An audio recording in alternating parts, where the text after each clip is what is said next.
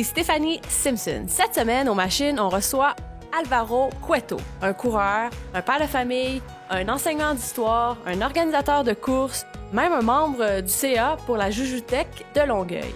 Dans cette entrevue, Alvaro nous parle même que quand il s'est présenté comme conseiller municipal, il a fait du porte-à-porte à la course. Il nous parle du nouveau virage qu'a pris le MRSQ, dont il est l'un des organisateurs cette année, avec l'arrivée du Cartus. Et il nous parle de la révolte des Patriotes, un petit peu d'histoire avec Alvaro. C'est un grand rêveur, un passionné, il transmet le bonheur, il est toujours à la recherche d'aider son prochain.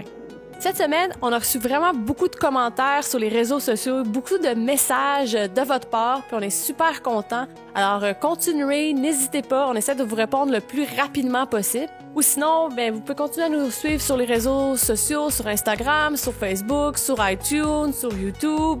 Alors, cette semaine, Alvaro Cueto, bienvenue aux machines. Ce podcast vous est présenté par l'équipe Tardif de Royal Lepage et l'équipe Stéphanie Simpson de Multiprêt Hypothèque.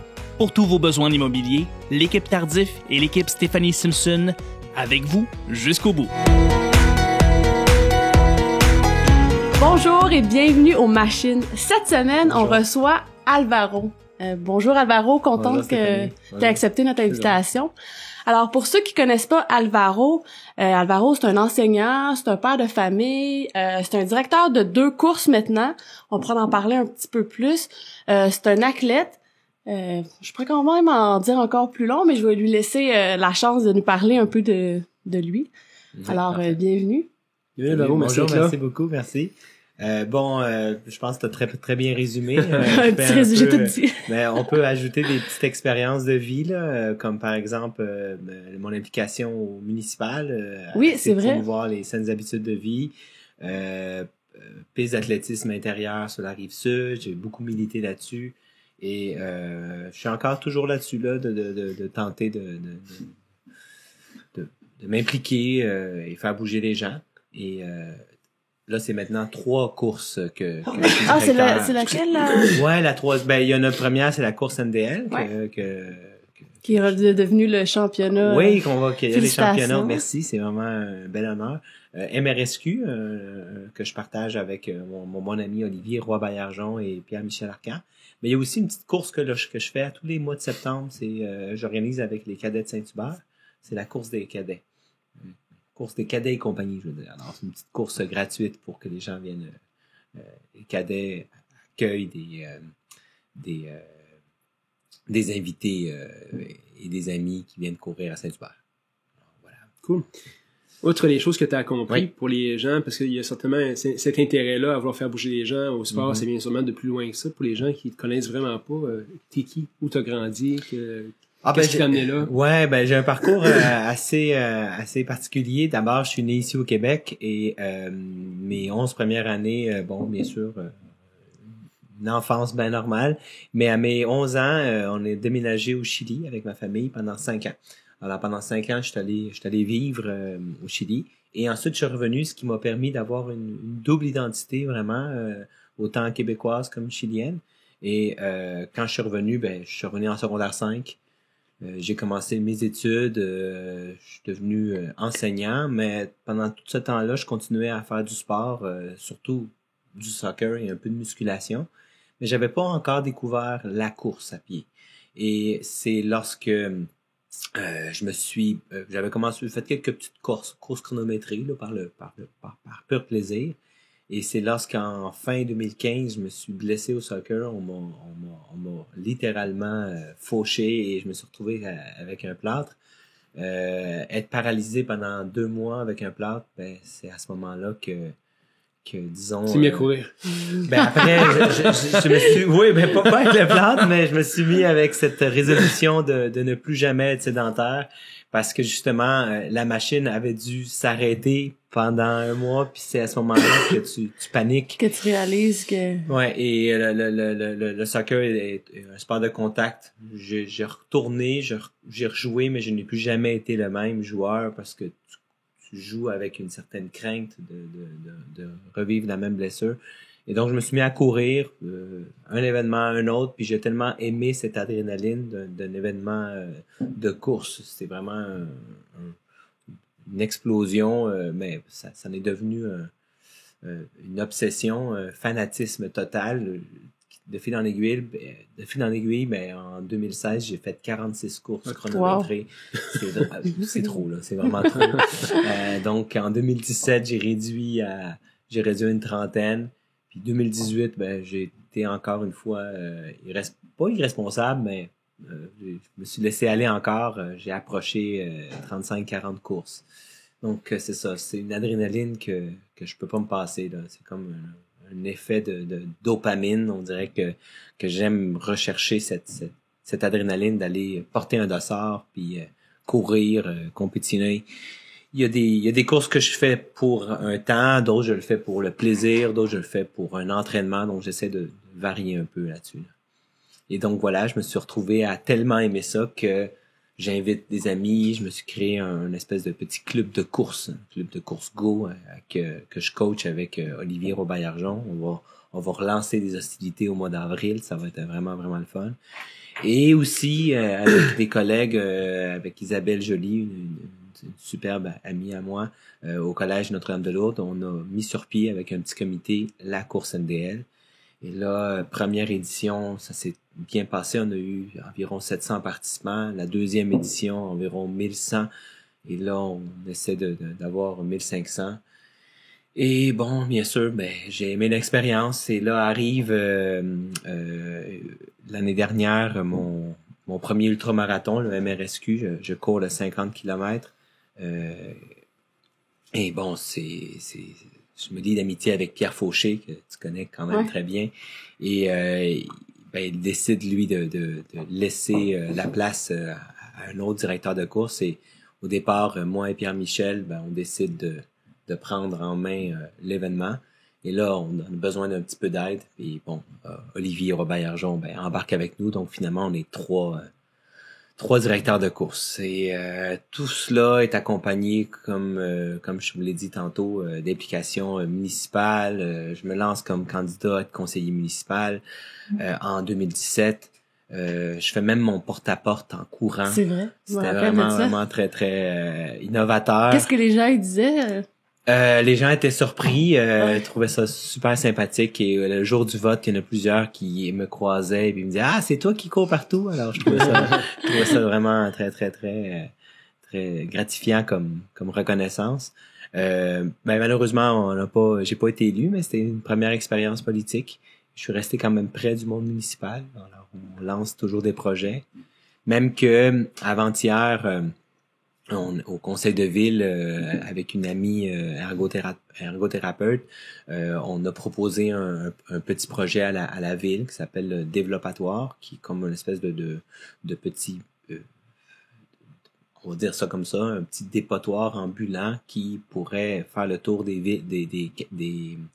parcs pour amener des matériaux recyclés pour que les enfants jouent avec, des ballons, des gros cylindres, pour qu'ils soient plus, qu'ils puissent laisser aller leur imagination, leur créativité, et que ça serait éphémère, que ça reviendrait, que c'est la ville qui ferait ça en déposant les jeux pour que les enfants bougent, et pour que ça soit, qu'on sorte un peu des grosses structures traditionnelles dans les parcs. Les parcs. Donc, un petit projet innovateur. Alors, je suis un peu partout, là.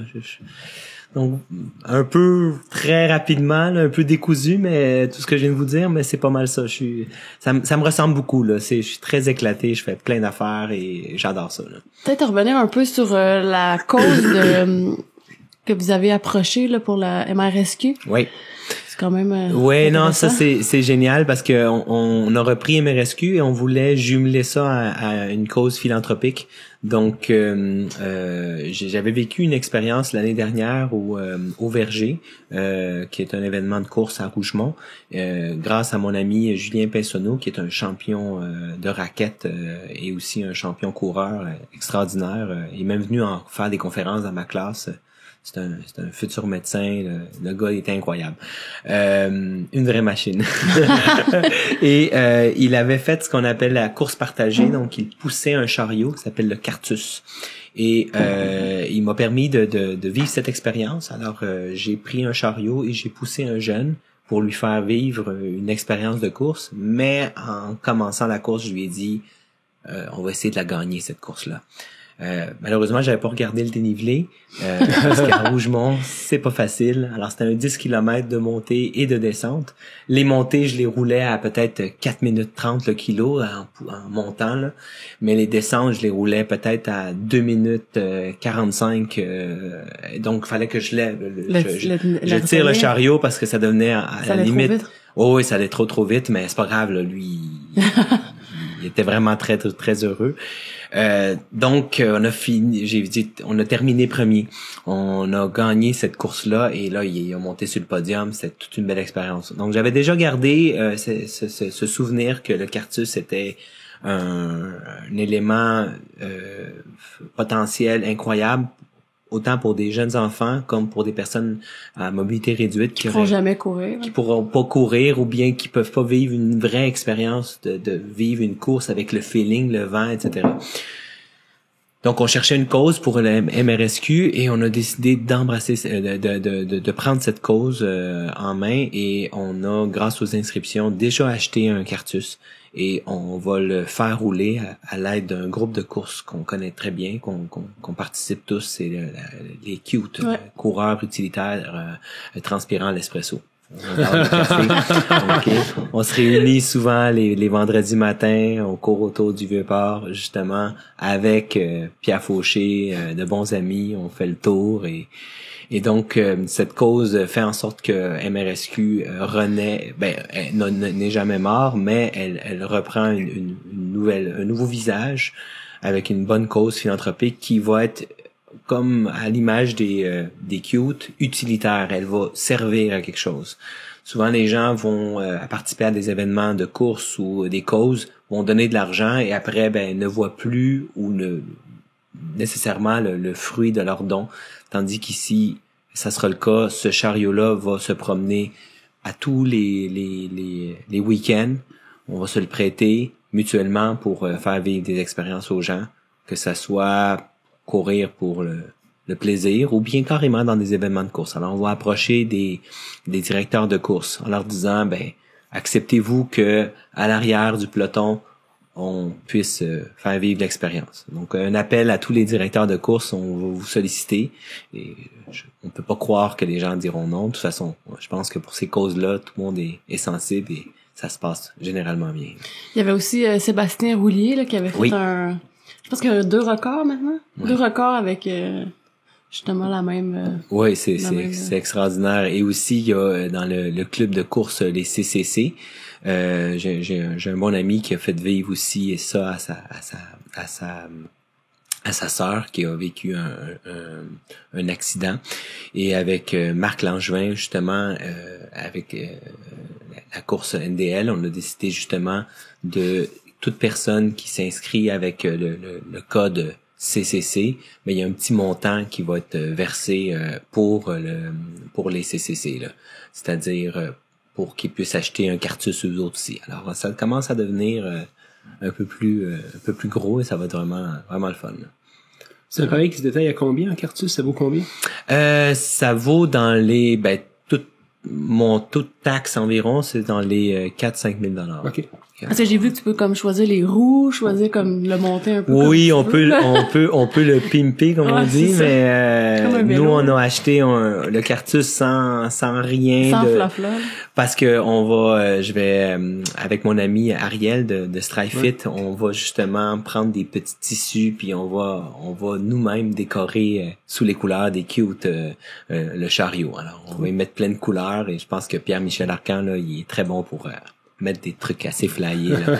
D'ailleurs, si vous voyez les camisoles passer des cute, vous allez comprendre, mais aussi la camisole de MRSQ que l'on va offrir aux participants, elle va être assez éclatée, que tu pourras fièrement porter. Ouais, on va pas la porter, monsieur. Ouais. Je l'ai convaincu à participer. OK, wow. Beau défi. MRSQ, ça? Ouais. Tu savais pas? Ça t'en rappelait plus? Ben oui, je sais. OK, ouais. 100 km, ouais. Oh, wow. Belle expérience, hein. Ça va être quelque chose. C'est toujours une belle expérience. Dis-moi, j'ai tout le temps le réflexe, les gens qui s'impliquent dans un paquet d'affaires, tu sais, municipal, d'un course, c'est ça. Probablement, il y a une motivation profonde qui vient de là, mais je me dis tout le temps, est-ce que ces gens-là finissent par négliger certains autres aspects de leur vie? Exemple, leur famille, parce qu'ils sont tout le temps partis sur un paquet de trucs. Ah, ben, justement. Comment tu vois ça? Comment tu vis ça? Il faut accepter de faire les choses de façon stratégique. Là, tout est une question de parce que c'est ça un peu la politique, hein. Il y a beaucoup d'images, un écran du paraître. Sans vouloir me justifier en disant que non, je ne néglige pas. Oui, il y a des moments que des fois ça devient un peu plus difficile, mais j'essaie toujours de voir quels sont les projets que je peux jumeler. Alors c'est sûr, tout ce que je vous ai annoncé tantôt, il y a beaucoup de, entre guillemets, copier-coller d'un dossier à l'autre. Alors par exemple, que ce soit la course NDL ou MRSQ ou d'autres événements, il y a une certaine formule que je reprends, puis ça me permet d'économiser beaucoup de temps. Alors c'est sûr que si je me lançais dans un projet, dans un autre domaine dont je ne connais pas, bien évidemment, je disposerais pas d'assez de temps.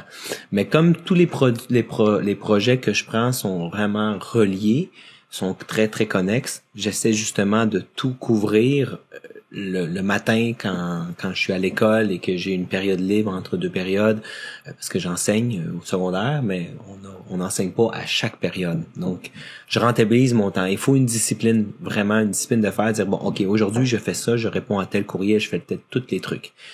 Mais quand arrive le soir à 4h30, j'arrive à la maison, je dois être discipliné. Devenir un père. Devenir un papa, devenir un bon chum, un bon mari. Et par contre, des fois, ça peut avoir des moments de friction parce que des fois, les gens m'envoient des courriels et s'attendent à des réponses. Et ça arrive des fois que ma blonde, et je la remercie, elle me dit, OK, Lauriane, tes réponses, là, t'es feras plus tard. T'sais. Alors, pendant que la petite elle prend son bain ou qu'il y a un petit moment, ben là, j'en profite pour aller retourner. Mais en effet, c'était un défi. Si j'avais été élu conseiller municipal, ben il y a de fortes chances que j'aurais peut-être pas embarqué dans des projets comme MRSQ, il y a d'autres choses que j'aurais dû renoncer. Alors pour l'instant, tout ce que je fais, j'essaie de marier un peu le tout en étant le plus stratégique possible.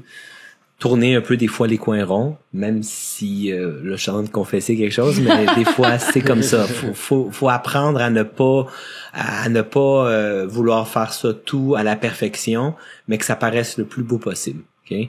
J'ai travaillé dans un Walmart quand j'étais jeune, là, puis on faisait ce qu'on appelait du facing. Dans les allées, elle avait l'air toute vide, ben on avançait les trucs pour que ça fasse beau.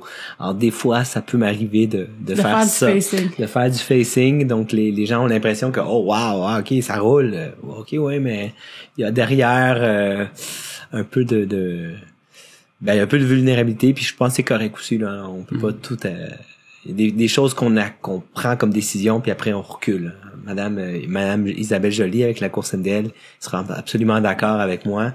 On a des fois des idées de grandeur puis des fois on se freine parce qu'on se dit OK, non, ça marchera pas là. Mais c'est ça. Puis le fait de j'ai posé une question en deux temps qui était pourquoi vouloir à tout prix laisser une, tu sais, beaucoup de monde qui sont comme, tu sais, je suis un peu comme ça aussi, on est tous un peu comme ça. Pour toi, ça vient de où le désir de vouloir laisser une marque, un impact, ou dire, regarde, dans mon environnement ou dans ma communauté, c'est moi qui ai mis ça sur pied, puis ça perdure dans le temps. Comment tu l'expliques? Je pense que c'est dû à mon métier. Je suis enseignant d'histoire, donc je m'intéresse beaucoup au passé, aux réalisations des gens. Et moi, quand j'enseigne, j'insiste énormément sur le volet social avec mes élèves, parce que en histoire, souvent les livres d'histoire sont basés sur les grands politiciens, les grands enjeux économiques, et on laisse beaucoup de côté l'humain. Alors les élèves, quand ils écoutent ça, trouvent ça d'un ennui mortel. Tandis que moi j'aime ça leur dire, regardez, c'est comme ça que les gens vivaient à l'époque. Et on est toutes, vous allez voir, peut-être c'est en lien avec ma philosophie de vie, mais on est toutes philosophiques là, mais on est toutes des petites poussières d'étoiles qu'on a un passage ici, puis on laisse notre trace. Et je pense que je le fais sans trop y penser à ce que je lègue. D'ailleurs, je parraine même un ami qui est autiste. Je le vois une fois par mois ou plus aux 2 mois ces temps-ci. Alors on se rencontre une fois de temps en temps, on s'en va dîner, puis on m'a même posé la question pourquoi tu le fais. je sais pas, c'est cette impression de le faire parce que j'ai le goût de le faire sans nécessairement me questionner. Il y a pas toujours une raison. C'est ça, c'est comme l'histoire, et raconter une petite histoire du jeune garçon qui garoche les étoiles de mer à la mer parce qu'elles sont en train de sécher dans la plage, puis on lui pose la question, ben pourquoi tu le fais, tu vois pas que la mer les ramène au sable, c'est comme une perte de temps. Le jeune garçon regarde la personne puis lui dit ben pendant que j'ai eu à te répondre cette question, je viens de perdre 40 secondes, j'aurais pu en sauver 10 autres, puis il retourne en courant. Donc ça veut dire quoi? Ça veut dire que plus on se pose de questions, moins on en fait. Alors peut-être c'est ça, je le fais parce que j'aime ça, ça me passionne. Et qu'est-ce qui va en ressortir à la toute fin? J'en ai aucune idée, mais c'est ça, j'aime ça, mais peut-être qu'à un moment donné, il va falloir que je me freine quand je vais voir que je suis en train de laisser de côté que ce soit la famille ou que ce soit certaines choses qui me tiennent à cœur. Mais pour l'instant, je le fais ça, là. C'est le fun de voir des gens embarquer dans une course, revoir les photos après, des gens qui sont heureux d'avoir vécu cette première expérience. T'es venu avec ton petit gars, c'est sa première course à vie. Ouais. Il courait dans le mauvais sens. À cause que les mascottes s'en allaient dans le mauvais sens. Ben tu vois, c'est scellé pour toujours, là, pour toujours. C'est fait, là, c'est sa première course. C'est une course très familiale. Ouais, et j'ai le bonheur de pouvoir dire que toi tu cours des 160 kilomètres, mais une fois par année, tu te farcis c'est ma seule 5 kilomètres que je fais. Farci, c'est là. Alors pour moi, c'est une petite source de fierté. Je trouve ça sympathique, là. Comment qu'elle voit ça, ta fille, elle? Elle a quel âge, là? Camilla, elle a 6 ans. Elle a 6 ans, bientôt 7. Elle voit ça comme un petit jeu. Quand je reviens, elle regarde mes médailles que je ramène, puis souvent c'est médailles de participation. Et pour ça, je la prends tout le temps, la médaille, parce que elle aime ça. Elle aime ça, la médaille. Il y en a quelques-unes que, elle est pas très jolie, celle-là. Elle la laisse de côté parce qu'elle sait qu'il y en a d'autres. Alors, j'allais faire le lapin pour le demi-marathon hypothermique il y a quelques jours. Puis c'était un abominable homme des neiges. Puis elle l'a trouvé sympathique, très drôle. Alors elle le garde. D'autres te disent, non, je la veux pas, celle-là. Elle les garde pas. Elle les garde pas, donc. Je pense que l'autre fois, on parlait comme quoi, j'avais expliqué là la fois que Lola puis Lucas étaient revenus de l'école en courant. Puis il expliquait que lui avait essayé de faire courir sa fille, mais que ça marchait pas. Non, elle, c'est comme ça finit. Des fois, ça y tente. Ça y tente. Elle va courir longtemps, mais des fois, ça y tente juste pas. Elle tout cet âge-là. Oui, donc courir pour le plaisir, c'est le fun. Là. C'est pour ça qu'à la course MDL, pour le 1 kilomètre des enfants, il est pas chronométré parce qu'on veut pas justement cette compétition. On veut pas que les enfants se bousculent. On fait juste courir pour le fun. C'est ça. J'en profite justement, je viens d'y penser. Pour le 1 kilomètre des enfants, on est en partenariat avec la Maison de la Famille à Lemoine. Donc plusieurs jeunes enfants du quartier qui sont tout près là du collège vont pouvoir venir courir. Beaucoup seront invités par l'organisation, par des partenaires, et ils vont venir courir en gang avec un t-shirt et ils vont gagner une médaille, une première expérience. Alors ça va être vraiment le fun avec la Maison de la Famille. Très cool. Je suis content, j'ai réussi à tout plugger mais les gens qui tes courses, il y en a plusieurs. Oui, mais ça c'est une autre qui est parallèle comme ça. Il y en avait pas un autre là, l'affaire de Joujoutech. Oui, la Joujoutech. OK, oui, ça c'est tant qu'à toutes les nommer. Oui, tant qu'à y être, faisons le tour. Oui, la Joujoutech, depuis le mois de décembre, je fais partie du CA de la Joujoutech. C'est un organisme qui vient en aide à la communauté. En fait, c'est une grande philosophie de récupérer des jouets, les revaloriser et les mettre en location, ou bien en donner à des familles défavorisées. Okay, Joujoutech, bibliothèque, hein, c'est ça. Alors, tu rentres dans cet organisme-là, c'est incroyable, c'est comme le paradis des jouets. Les enfants peuvent venir louer, les parents, ils accompagnent les enfants, louer des jouets. Et c'est notre 25e anniversaire cette année. Donc, on essaie justement de rayonner, créer des événements pour faire connaître cet organisme, parce que du côté environnemental, ça a une vocation incroyable de récupérer le jouet, pas qu'il finisse dans un grenier, dans une boîte à prendre la poussière. Mais il y a également justement tout ce volet-là d'aider la communauté. Il y a des familles qui arrivent au pays qui sont, certains enfants n'ont jamais tenu un jouet de leurs mains, donc on va aller donner faire des petits dons. Mais ça, c'est, je fais juste partie du CA, mais je n'accote zéro toute l'implication des dames qui sont là depuis des années. On a même une bénévole, ça fait 25 ans qu'elle est bénévole là. Wow. 25 ans de bénévolat, c'est quelque chose. Des gens dévoués. Moi, tout ce que je fais, c'est m'asseoir à un CA, prendre des décisions, mais ça n'a rien à voir par rapport à tout ce que ces gens-là font au quotidien et souvent dans l'anonymat. Alors ça, c'est surtout eux. D'ailleurs, les bénévoles, là, c'est pour n'importe quelle organisation de course ou que ce soit un événement, ils sont indispensables. Justement, en Estrie, ils ont dû annuler des événements faute de bénévoles. Et ça, c'est inquiétant de voir que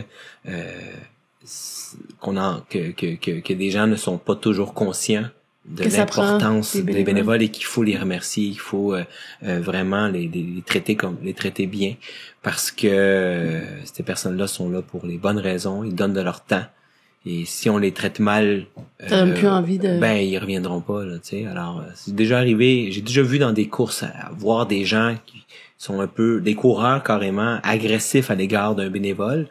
En disant, tu m'as pas dit, c'était où le tournage, le virage, mon dossard, je l'ai pas, la puce a pas fonctionné, mais le bénévole, lui, il y a rien à voir là-dedans. Alors, si tu le traites mal, surtout quand c'est des jeunes adolescents, là, tu les traites mal, là, c'est...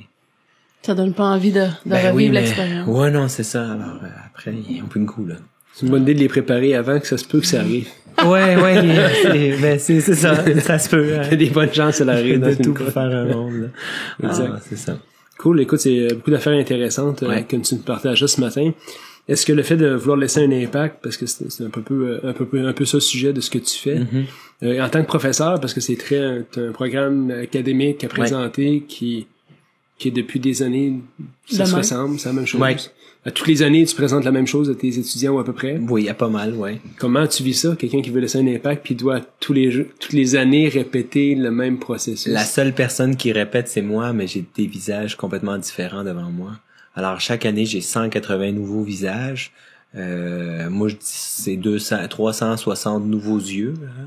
Alors, et ces élèves-là, ben justement, je suis là au moment peut-être le plus pas important de leur vie, mais un moment crucial où ils sont à la recherche de leur identité, de comprendre un peu le monde dans lequel ils vivent. On leur parle toujours de performance scolaire, de ce que tu veux être dans la vie, mais moi, j'essaie d'y aller dans la dimension de que je veux que de mon cours d'histoire, pas que vous reteniez des dates ou vous reteniez des éléments, mais plus que vous appreniez un peu comment fonctionne notre société. Et c'est pour ça que je m'intéresse beaucoup à l'actualité. Alors, c'est ça qui est le fun, c'est que l'actualité, elle change constamment, ce qui fait en sorte que je peux toujours faire des parallèles entre le passé et le présent. Parce que l'histoire, quand on a eu des profs qui ont uniquement misé sur des dates, le passé, les élèves se sentent pas liés à ça. C'est comme, c'est loin. Tu fais l'examen puis tu t'en rappelles plus. Tandis que si tu fais des parallèles entre le passé et le présent, tu retiendras pas tout, mais tu auras acquis une certaine compétence d'analyse et de comprendre un peu mieux les choses. C'est quand par la suite tu vas être un vrai citoyen du monde, tu vas un peu mieux être en mesure de prendre des décisions plus éclairées et avoir un argumentaire. Les gens donnent toujours des opinions, on le voit dans les réseaux sociaux, tout le monde se permet de donner des opinions sans nécessairement avoir des arguments. On n'aime pas quelqu'un, ça y est, on a des comportements sociaux des fois un peu spéciaux. On le voit dans les réseaux sociaux ou toutes les plateformes. Et moi, c'est ce que je veux inculquer. Alors, pour moi, c'est pas routinier. Ça peut l'être un peu des fois parce qu'on enseigne la même matière, mais à chaque année, j'ai des nouveaux défis. Puis à chaque fois, on voit que moi aussi, je change également. Au début, quand j'ai commencé à enseigner, j'avais 22, 23 ans. Là, j'en ai 37. Je me rends 22, 23 ans, excusez-moi, 24, 25. J'ai commencé l'université à cet âge-là, à peu près. Le programme en histoire. Et non, moi aussi, je change. Alors, moi aussi, j'approche, j'amène la matière ainsi que ma vision de la société autrement. Et même, depuis que je suis papa, ben, les choses ont changé également. Alors, oui, il y a une routine, mais en même temps, c'est le fun. C'est une belle routine, là. Dans ce que tu enseignes en histoire, oui. Quel est le moment historique qui te marque le plus ou que tu dis ça c'est vraiment un moment que je pense qui était important dans l'histoire, soit du Québec ou soit du Canada. Ouais. C'est quoi le moment, selon toi, que tout le monde devrait connaître puis qui est vraiment important à connaître? Parce honnêtement, je te pose des questions parce que les cours d'histoire, quand je suis au secondaire, c'est comme, écoute, tu me posais des questions sur un quiz, là, je disais, peut-être que je serais pas très, très connaissant. En secondaire 3, on couvre l'arrivée de Jacques Cartier jusqu'à 1840. Et ce que j'aime le plus, c'est la révolte des patriotes. Les rébellions. Les rébellions de 1837-1838. Pourquoi? C'est à la fin de l'année. Premièrement, les élèves ont acquis plus de compétences, comprennent un peu mieux les concepts. Et c'est tellement un moment propice pour leur faire comprendre qu'il y a des gens très courageux. À l'époque, les patriotes, c'est un groupe de gens qui ont décidé de carrément prendre les armes contre l'armée la plus ultra puissante de la planète à l'époque, les Britanniques, armée organisée, etc. Je suis pas en train de faire une ode à la violence. Ça m'intéresse qu'on en parle parce que j'ai regardé une vidéo de Falardeau qui montrait les patriotes, puis on passe au pied du courant tous les jours ou presque. Mm-hmm. Puis je savais que c'était une prison historiquement, mais je sais pas vraiment ce qui s'est passé jusqu'à temps que je vois cette vidéo-là. Fait que je suis content que tu nous parles de ça. Je sais que tu nous en parles plus. Ouais, mais c'est un courage incroyable parce que ces gens-là n'avaient pas l'organisation et c'était comme une bataille perdue d'avance. Mais pourquoi ils se battaient? Et c'est sympathique dans le sens que les gens pensent que c'était nécessairement une révolte francophone versus anglophone. C'est mal connaître, mal saisir l'histoire. Dans cette révolte, il y avait des gens d'origine irlandaise, des anglophones, des gens de tous les métiers. Et qu'est-ce qu'ils demandaient? L'abolition de certains privilèges au niveau des seigneurs qui avaient des redevances, puis que c'était un système assez archaïque. D'ailleurs, le chef des patriotes, c'est Louis-Joseph Papineau. Il était lui-même un seigneur. Alors, lui-même dénonçait ses propres privilèges. Donc, il fallait vraiment être courageux et innovateur à cette époque de se dire, non, je pense que ça marche pas. Et on dénonçait à l'époque que toutes les décisions étaient prises par le gouverneur, tous les pouvoirs exécutifs, législatifs, le pouvoir de dépenser, le pouvoir de écrire les lois, étaient prises par des gens qui étaient tout simplement nommés. Donc, il y avait une chambre d'assemblée, mais elle servait absolument à rien. On pouvait prendre des décisions, mais toutes les décisions étaient renversées, donc ça servait à rien.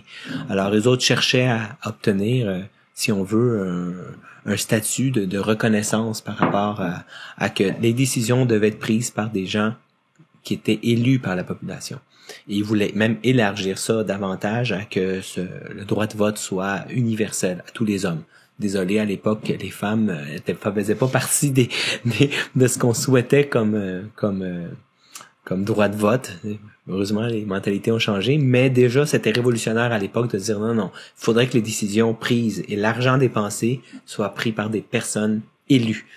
Là, aujourd'hui, c'est un automatisme. On se dit, oui, j'espère, c'est normal, mais à l'époque, c'était assez révolutionnaire de dire non, on veut se débarrasser, et sachant que l'ennemi, entre guillemets, c'était même pas David contre Goliath, là, c'était une fourmi par rapport à un géant, là. Il y avait aucune chance qu'il remporte. Mais ils l'ont fait pareil. Donc, sachant très bien qu'ils s'en allaient à l'abattoir.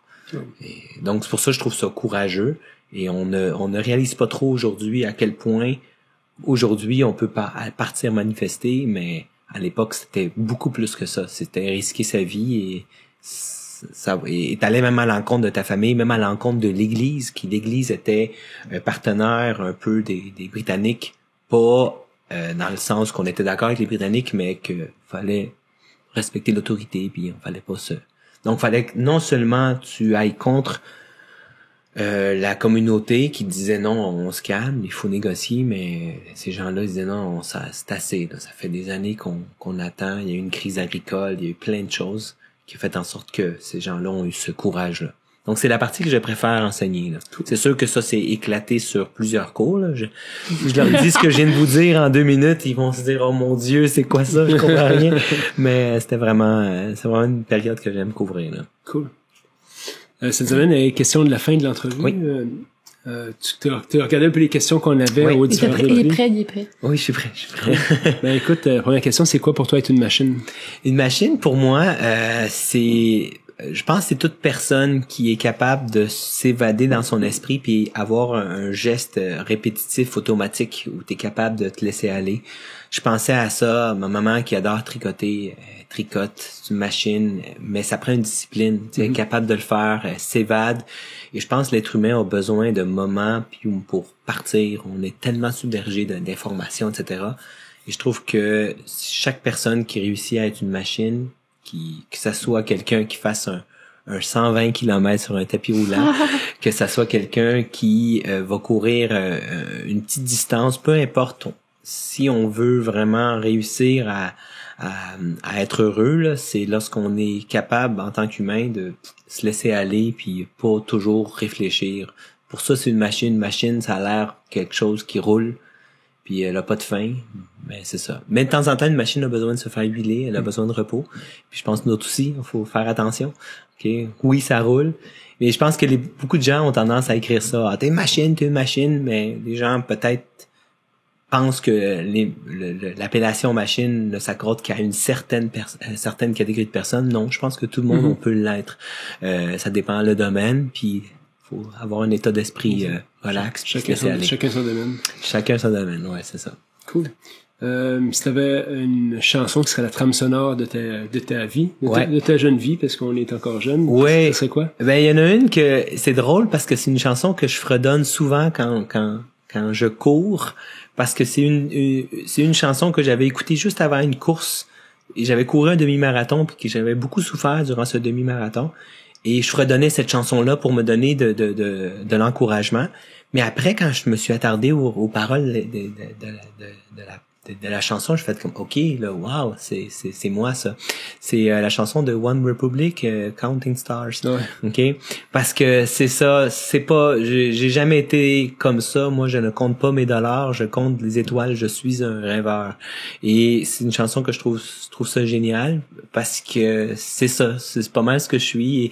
Et quand je cours, je pense à ça, puis ça me motive. C'est une chanson entraînante, motivante en plus, alors... je sais pas si vous la connaissez, non? Oui, tout à fait. Ouais. Stéphanie m'a chanté un petit bout. Non! Ouais? Je chanterais. Joe le taxi. Non, c'est une joke. Ça, là, je serais capable. T'as amené un livre, c'est Oui. fun, tu l'as amené, c'est un livre que tu aimerais proposer au plus grand nombre de personnes possible. Qu'est-ce que c'est? C'est drôle, beaucoup de gens nous écrivent, ça va, peux-tu nous donner la liste complète des chansons, la liste complète des livres? Ouais. Fait que là, on va avoir un visuel, parce qu'il y a des gens qui me disaient, hey, c'est quoi le nom, comme Alain Mignot est venu, il a parlé de Wang Po. Tout le monde sait pas comment écrire Wang Po. Fait que me dit, c'est quoi le fameux livre? Tout dans la description. Ouais, ouais. Ils sont tous là, un après tous là, les liens, faut les acheter. Good. Super. Ben moi, c'est un auteur. Son répertoire est incroyable. Chaque fois qu'il sort un livre, je m'en vais l'acheter. Je suis un grand fan d'Éric Emmanuel Schmitt. Mais le livre que je propose, je te l'offre en cadeau. Excuse-moi, il est usé, il a été lu 4-5 fois, puis ça veut dire qu'il y a une âme, il a vraiment été lu. C'est Lorsque j'étais une œuvre d'art. Écoute, juste la première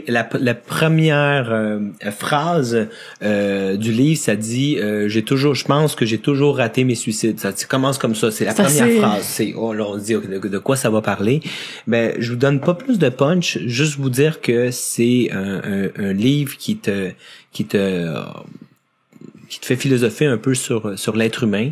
C'est quelqu'un qui va malheureusement passer une espèce d'expérience où il va devenir une œuvre d'art. C'est carrément quelqu'un qui va devenir une œuvre d'art puis il va devoir se questionner sur ce qu'il est devenu, pourquoi.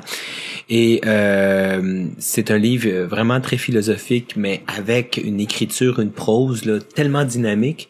Je l'ai fait lire à une enseignante de français, puis elle a tellement trippé, elle l'a lu en un soir et elle l'a ajouté au programme. Émilie Lemieux, une amie à moi, qui a fait en sorte qu'elle l'a pendant 2-3 ans, je pense que ses élèves l'ont lu en secondaire 5. Ça fait différent des Absolument. livres Elle a laissé de côté Albert Camus, L'étranger, pour aller avec ce livre-là. Qui a pas lu ce livre? Oui, c'est ça. Ce qui a fait en sorte que quelques générations de jeunes ont pris le goût de la lecture grâce à cet auteur-là, qui d'ailleurs il y a une façon d'aborder l'invisible. On a toute une spiritualité, des gens ont des croyances religieuses, mais lui, il a une façon d'aborder la spiritualité, l'invisible, de façon originale, amusante. Je lis tous ses livres, mais ce livre-là, c'est celui qui m'a accroché, que il y en a d'autres de lui, Oscar et la Dame Rose, La part de l'autre, si Hitler avait été artiste finalement, comment l'histoire aurait pu être écrite autrement. Donc ce gars-là, il y a une façon d'écrire assez fascinante, et c'est un livre que je recommande. Et quand tu le commences, tu lis 10 pages, tu le bouffes, c'est certain. Et si tu l'apprécies pas, ben ça se peut, mais j'ai jamais rencontré quelqu'un qui n'apprécie pas. Je t'en donnerai des nouvelles. Oui, prends ton temps de les... Okay. Ou en courant, peut-être la version audio. Je pensais que j'allais lire ça. Je ne sais pas. J'écoute beaucoup de livres audio, c'est pour ça que c'est ça.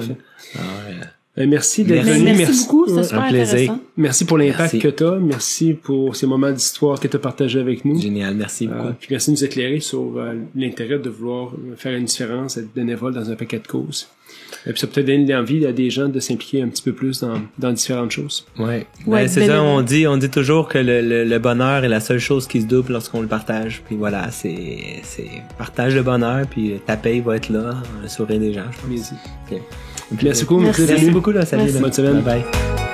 Ce podcast vous a été présenté par l'équipe Tardif de Royal Lepage et l'équipe Stéphanie Simpson de Multiprêt Hypothèque. Pour tous vos besoins immobiliers, l'équipe Tardif et l'équipe Stéphanie Simpson, avec vous jusqu'au bout.